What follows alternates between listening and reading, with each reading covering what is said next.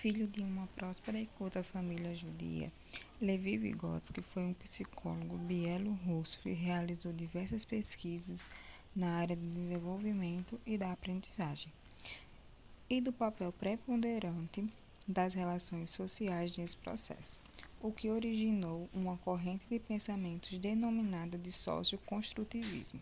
Aos 18 anos, ele se matriculou no curso de medicina, mas em seguida se transferiu para o curso de Direito na Universidade de Moscou. Paralelamente ao curso de Direito, estudou Literatura e História da Arte. Depois de formado, escreveu críticas literárias e proferiu palestras sobre temas ligados à literatura e psicologia em várias escolas. Publicou um estudo sobre os métodos de ensino da literatura nas escolas secundárias. Em Gomel, Levi Vygotsky fundou uma editora, uma revista literária e um laboratório de psicologia no Instituto de Treinamento de Professores, onde ministrava cursos de psicologia. O interesse de Vygotsky pelas funções mentais superiores, cultura, linguagem e processos orgânicos cerebrais o levaram a trabalhar com pesquisadores neurofisiologistas, que deixaram importantes contribuições para o Instituto de Deficiência de Moscou. Levi Vygotsky faleceu em Moscou, na Rússia, no dia 11 de junho de 1934. Após sua morte, suas ideias foram repudiadas pelo governo soviético e suas obras foram proibidas na União Soviética entre 1936 e 1958, durante a censura do regime stalinista. Agora vamos falar sobre as obras de Vygotsky. No total foram 37 obras feitas por ele. A ajuda de alguns psicólogos também da época. Eu hoje vou falar algumas, que seria a Pedagogia de Crianças em Idade Escolar, Lições de Psicologia, Estudos sobre a História do Comportamento. Teve uma específica que seria o Pensamento e Linguagem, que falava sobre a inter-relação entre o processo de pensamento e linguagem. Contudo, proibiram as obras de Vygotsky entre 1936 até 1958, essa época em que a União Soviética não aceitava muito as ideias de Vygotsky, não gostava muito da proposta que ele trazia. Mas entre essa proibição, foi em 1956, onde recomeçaram a republicar timidamente, pouco a pouco, algumas das suas obras. Agora, vamos conhecer um pouquinho da concepção da educação de Vygotsky. Vygotsky acreditava que o processo de interação entre o indivíduo e o meio era essencial para o processo de aprendizagem da criança.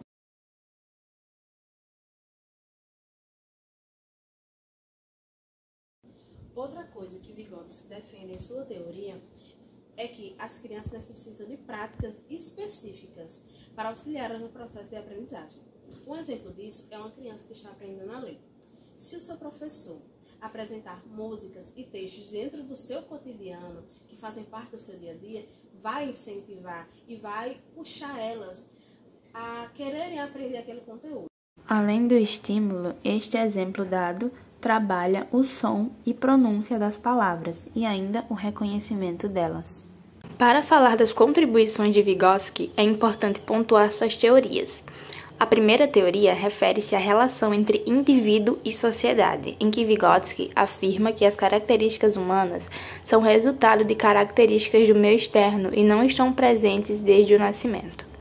A segunda teoria é decorrência da anterior e se referem à origem cultural das funções psíquicas. Nesta, é pertinente destacar que as funções psicológicas, especificamente humanas, se originam nas relações do seu contexto cultural e social. Isto é, o desenvolvimento mental humano não é dado a priori, não é imutável e universal. Não é passivo nem tampouco independente do desenvolvimento histórico e das formas sociais da vida humana. A terceira teoria se refere à base biológica do funcionamento psicológico, o cérebro. O cérebro visto como órgão principal da atividade mental. Para Vygotsky, o cérebro, produto de uma longa evolução, é o substrato material da atividade psíquica de cada membro da espécie, que traz consigo ao nascer. No entanto, esta base material não significa um sistema imutável e fixo. A quarta teoria diz respeito à característica mediação presente em toda atividade humana. Nesta teoria, é afirmado que os instrumentos e signos construídos no decorrer da história são mediadores entre o homem e o mundo. A quinta teoria diz que a análise psicológica deve ser capaz de conservar as características básicas dos processos psicológicos, exclusivamente humanos. Com isso, nota-se a importância das teorias de Vygotsky para a educação contemporânea, pois através delas é possível compreender que o processo de desenvolvimento depende da interação do ser humano com vários fatores existentes no mundo, social e cultural, que são elementos significativos que estão presentes no mundo escolar. Vygotsky afirma que não é somente através da aquisição da linguagem falada que o indivíduo adquire formas complexas de se relacionar com o mundo que o cerca. A aprendizagem da linguagem escrita representa um novo e considerável salto no desenvolvimento da pessoa. O aprendizado da escrita, este produto cultural construído ao longo da história da humanidade, é entendido por Vygotsky como um processo bastante complexo, que é iniciado para a criança muito antes da primeira vez que o professor coloca um lápis em sua mão e mostra como formar letras. Sendo assim, para Vygotsky, a complexidade desse processo está associada ao fato de a escrita ser um sistema de representação da realidade extremamente sofisticado, que se constitui num conjunto de símbolos de segunda ordem. Os símbolos escritos funcionam como designações dos símbolos verbais. Para entender os efeitos da educação sobre a formação do pensamento, Vygotsky pontua sobre um postulado que denominou como Zona de Desenvolvimento Proximal, a ZDP, que é o resultado da interação entre o aprendizado e o desenvolvimento. Vygotsky atribui uma enorme importância à dimensão social, que fornece instrumentos e símbolos que mediam a relação do indivíduo com o mundo e que acabam por fornecer seus mecanismos psicológicos e formas de agir no mundo. O desenvolvimento pleno do ser humano não depende apenas de questões biológicas, mas depende também do aprendizado que realiza num determinado grupo cultural a partir da interação com outros indivíduos. Vygotsky identifica 2 níveis de desenvolvimento.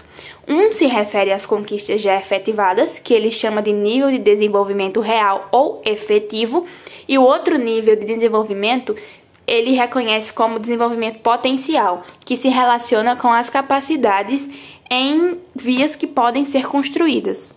Deste modo, é possível perceber a distância entre aquilo que a criança é capaz de fazer sozinha e aquilo que ela realiza com a ajuda de outros, que é chamado por Vygotsky de zona de desenvolvimento proximal.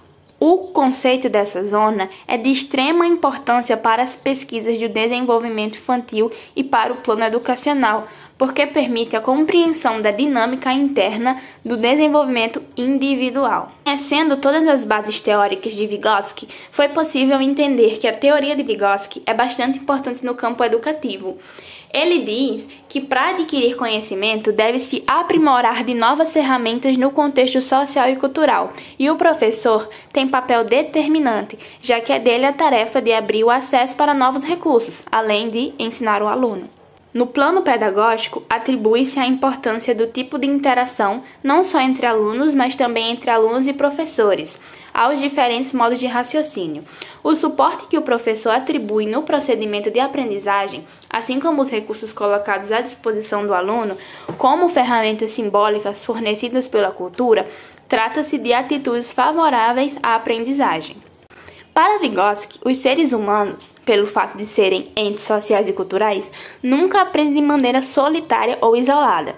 Suas aprendizagens passam forçosamente por interações com seus semelhantes. Portanto, aprender é uma atividade profundamente social em que o ser humano não depende apenas da formação biológica de seu corpo, mas principalmente do meio em que vive, da interação com outras pessoas e das mediações realizadas através de ferramentas culturais do seu cotidiano. Vygotsky foi um clássico. O seu legado foi um marco para a educação. A teoria de Vygotsky até hoje é bastante usada para os estudos futuros da psicologia da educação, como por ser um pesquisador, o primeiro pesquisador a entender sobre a relação entre o pensamento e a linguagem. A partir de suas conclusões, ficou mais fácil para os educadores entenderem o processo e o desenvolvimento da alfabetização das crianças. Portanto, quanto melhor e maior for a interação mediana, maior será a internalização dos conceitos e a ampla capacidade de aprendizagem.